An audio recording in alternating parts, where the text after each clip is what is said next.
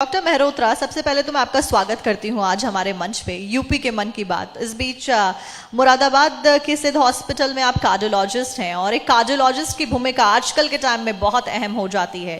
सबसे पहला सवाल यही रहेगा कि इतने ज्यादा कार्डियक अरेस्ट के केसेस कैसे बढ़ते जा रहे हैं और इनको रोकने के लिए क्या कुछ सोल्यूशन? ये बहुत कंटेम्प्रेरी रेलेवेंट क्वेश्चन है आपने जो किया है। कार्डियक रिस्क काफी ज्यादा बढ़ गया है, लेकिन इसको समझने के लिए थोड़ा हमें इसकी बैकग्राउंड भी समझना पड़ेगा कि ऐसा क्यों हो रहा है। हमारी आबादी काफी यंग आबादी है, लेकिन आबादी जो इतनी पॉपुलेशन है it is not very healthy. अभी न्यायिक हमारी एक जो इन विषय पर अपने मत देती है, उसका एक सर्वे था, उसमें 11% diabetic, more than 15% are pre-diabetic, 25% are hypercholestemic, 36% hypertension, and more than people are obese, मोटापा है। जब इतने ज्यादा से हैं और ज्यादा आबादी में है, जो अगर आप इसको एक कॉमन डिनोमिनेटर उसमें निकालें, एटलीस्ट एलसीएम से बोलते हैं, तो हर दूसरे घर में एक बीमार यंग पॉपुलेशन की बात कर रहा हूं। तो ऐसी बैकग्राउंड में, और हम थोड़ा जेनेटिकली प्रीडिस्पोज्ड हैं, तो ये चीज होना एक कोई बहुत आश्चर्य की बात नहीं है। इसके साथ में दूसरी चीज पे ऑब्जर्व करने की जरूरत है कि हमारा लाइफस्टाइल आज क्या हो गया है। हमारे लाइफस्टाइल में सी चेंज है, एकदम फर्क है। पिछले 10 साल से अगर हम कंपेयर करें और आज के उसमें, तो बिल्कुल चेंज है। हमारा काम करने के आवर्स बढ़ गए हैं, हम बहुत ज्यादा सीडेंट्री बनते जा रहे हैं, चलना फिरना कम है। जो स्क्रीन टाइम है, लगातार बने रहना किसी न किसी मीडिया पे या अपने प्रोफेशनल लाइफ में, वो बहुत बढ़ गया है। उसकी वजह से जो एंग्जाइटीज हैं वो बढ़ती हैं और परेशानी बढ़ती है। इसके अलावा जो हमारा खान पान है उसमें बहुत ज्यादा चेंज आया है। हम बहुत ज्यादा खाना बाहर का कह लें, रेस्टोरेंट का कह लें, या जिसमें खासतौर से जो फूड होता है जिसको हम बोलते हैं कि प्रोसेस्ड फूड या अल्ट्रा प्रोसेस्ड फूड, वो बहुत ज्यादा बढ़ गया है। फूड एग्रीगेटर्स, कुछ कंपनीज हैं, अब आपके चैनल पे नाम लेना उचित नहीं है, बड़े इस तरह के, कि आप you have got the food at your finger tip. 24 घंटे जब चाहें तो आप कॉल करिए, फूड इज रेडी एंड सब। तो हम लोगों को जो खाना जिस तरह का मिल रहा है और जिस अवर्स में हम खा रहे हैं और जिस तरह का हमारा उसमें खाने के साथ नजरिया बदला है, तो हमारे सिस्टम के लिए किसी भी तरीके से ठीक नहीं। तीसरा एस्पेक्ट इसी परेशानी का जो है कि जो अभी कोविड होके चुका है, तो ऐसा पाया गया है कि जिनको सीवियर कोविड हुआ फर्स्ट टाइम में, तो उनमें और बाद वाले में भी अरेस्ट की संभावना बढ़ी। आईसीएमआर के एक अभी स्टडी थी, it was not very conclusive, लेकिन उसकी तरफ इंडिकेट कर रही थी। कुछ अभी शोध पत्र आए हैं, इंग्लैंड से भी है और अमेरिका से भी है। उन्होंने कारण बताया, उसमें 2 कारण है उसमें। एक कारण तो यह है कि जब कोविड हुआ था तो हार्ट उसमें डायरेक्ट इफेक्ट था 20% लोगों में, बाकी जिनमें नहीं भी था डायरेक्ट मेन लंग में इफेक्ट था, उनमें भी हार्ट इफेक्ट हुआ था।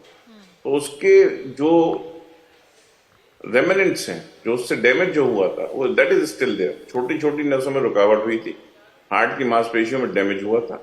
जब कोई भी चोट लगती है तो उसमें फाइब्रोसिस होती है, स्किन में आपको चोट लग जाए बाद में निशान रहता है, ऐसे हार्ट में भी होता है। वहां से हार्ट की गति असामान्य होना, वीटी बोलते हैं इसको, होना काफी कॉमन है, उससे ही सडन कार्डियक डेथ होता है जी। दूसरा एस्पेक्ट जो नया आया है इसमें आया है कि ये देखा गया है कि जो कोविड का वायरस था, it still lives in foam cells. Foam cells एक चीज होती है शरीर के अंदर जो इम्यूनिटी को लड़ने का काम करती हैं, और जैसे हार्ट की नसों के अंदर जो लिपिड डिपॉजिट होता है, वो उसको भी इसी तरह पहचाना जाता है कि शरीर का दुश्मन, तो उसको अपने अंदर वो लेती है, फैट को लेती है। जब फैट को अपने अंदर एब्जॉर्ब करती हैं मैक्रोफेजेस, तो उनको बोलते हैं फोम सेल। ये पाया गया है जो मैक्रोफेज जो सेल है जो इम्यूनिटी का काम करती हैं, और जो जब उसको अंदर लेती हैं तो उनमें वायरस पड़ा होता है, और जैसे फैट वहां पहुंचता है फिर रेप्लिकेट करने लगता है, कॉज इन्फ्लेमेशन, सूजन करता है अंदर। तो जिसकी एक प्रोबेबल कॉज, 2 प्रोबेबल कॉज है कि कार्डियक अरेस्ट इस समय और क्यों बढ़े हैं। तो ऑब्वियस कारण है इस चीज के। अब हमारा सिस्टम इसके लिए कहां तक सामर्थ्य है, तो उसको क्वेश्चनेबल इशू है। इसी की बात अगर चल रही तो एक बार मैं उस पर भी बोलना चाहूंगा, सीपीआर, कार्डियो पल्मोनरी रिससिटेशन, जिससे कि आदमी को, अगर आप देखते हैं कि एकदम खड़ा खड़ा ठीक आदमी गिर गया, उसको सांस उसकी बंद हो गई, नब्ज नहीं आ रही है, तो उसको सीपीआर देने से 50% लोगों तक उससे रिवाइव हो जाते हैं। कार्डियो पल्मोनरी रिससिटेशन आपने देखा होगा, क्योंकि आप जो प्रेस करते हैं चेस्ट को, उसकी डेफिनेट टेक्निक है, it is very simple technique. उसको हमें मास स्तर पे लेके जाने की जरूरत है। अधिकतर लोग को ये चीज आनी चाहिए। It is a life saving procedure.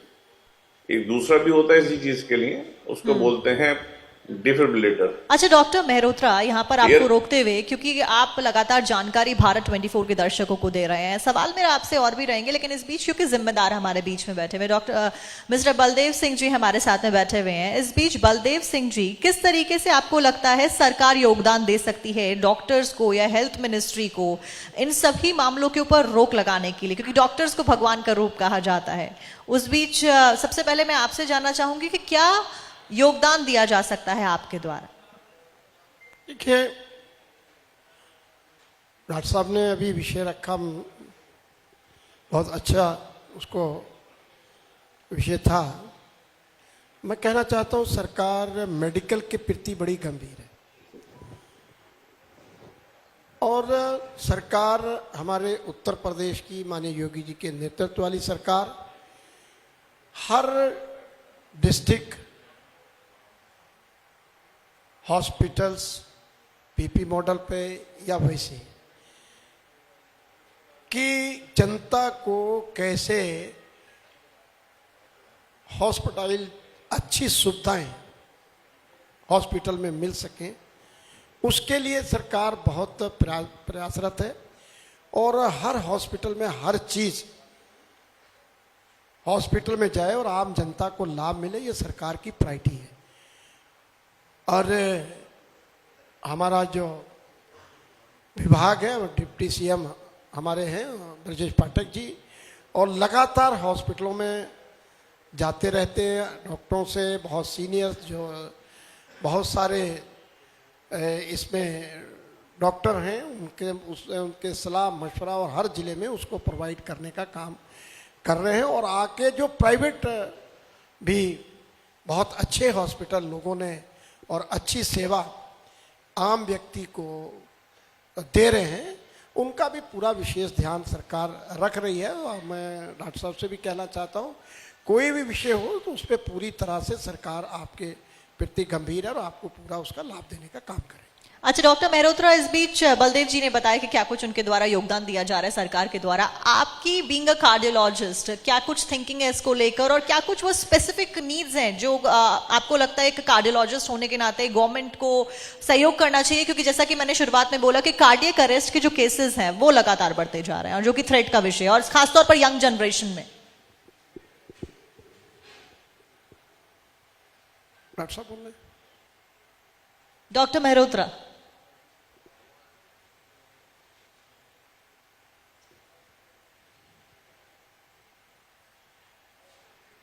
Doctor Mehrotra, I think आपका माइक म्यूट है, आप प्लीज अनम्यूट कर लीजिए अपने आप को।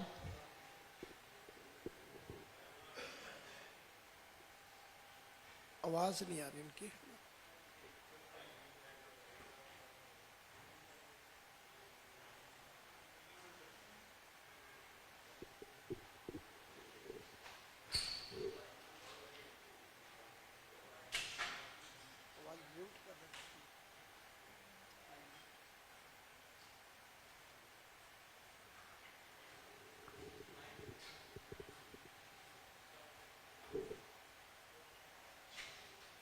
मैं दोबारा बोलूँ, शायद माइक म्यूट था सर जी। कोई भी समाज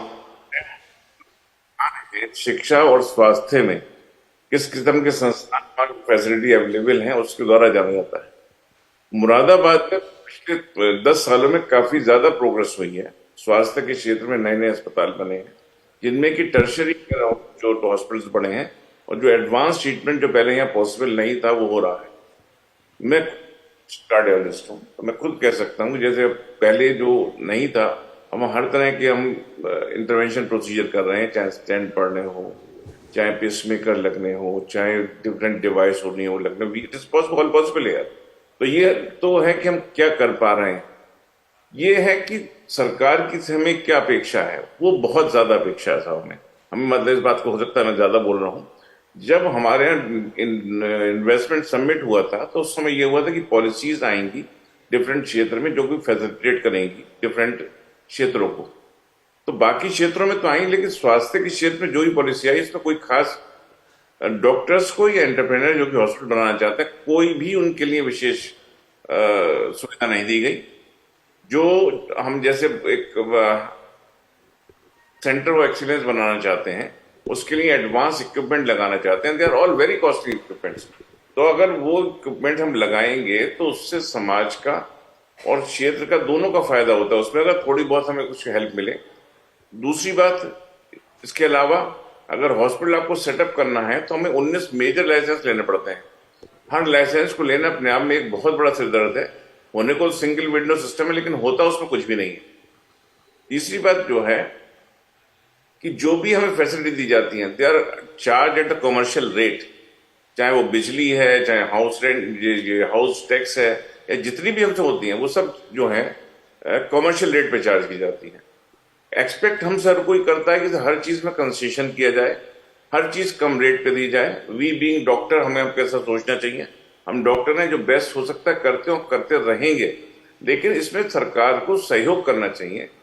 75% या इवन 80% जो आबादी है वो प्राइवेट हॉस्पिटल निर्भर करती है, तो वहां की सुविधाएं कैसी होंगी उससे सीधे उस क्षेत्र की स्वास्थ्य सुविधाओं पर असर पड़ता है। गवर्नमेंट का जो बजट सरकारी संस्थानों के लिए है उसका थोड़ा बहुत भाग थोड़ा भी फैसिलिटेट करेगी तो it will go a long way in helping the population. तो उसमें होना चाहिए। गवर्नमेंट की तरफ से आयुष्मान एक बहुत अच्छी चीज आई है और काफी ऐसी आबादी जो बिल्कुल पहले इलाज नहीं करा पाती थी अब करा पा रही है। ये बहुत बड़ा और बहुत अच्छा कदम है।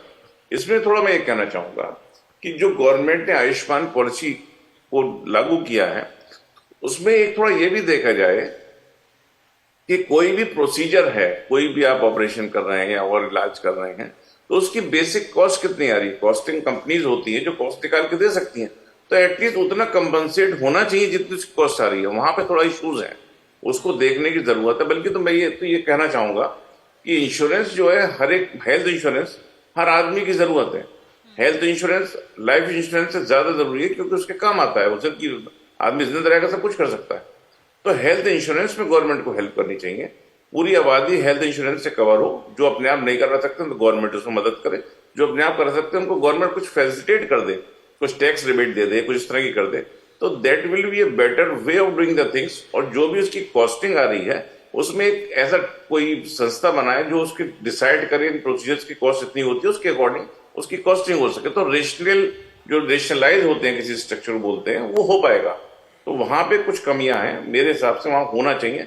ये 3-4 इंपॉर्टेंट कारण हैं जिससे हेल्थ क्षेत्र में अभी थोड़ा सा जो पिछड़ाव है उससे हम और बहुत आगे निकल सकते हैं। मैं आपको ये बता था उत्तर प्रदेश से हमारे बैच के जितने जो पहले सरकारी मेडिकल कॉलेज थे वहां से जो लोग निकले हैं अधिकतर लोग बहुत अच्छा कर रहे हैं, चाहे कहीं भी हो इंडिया में, दिल्ली में हो कहीं भी हो, और इंडिया ही नहीं चाहे बाहर हो, अमेरिका में हो, इंग्लैंड में हो, तो दे हैव द टैलेंट। जो परेशानी होती है कि हमारा इंफ्रा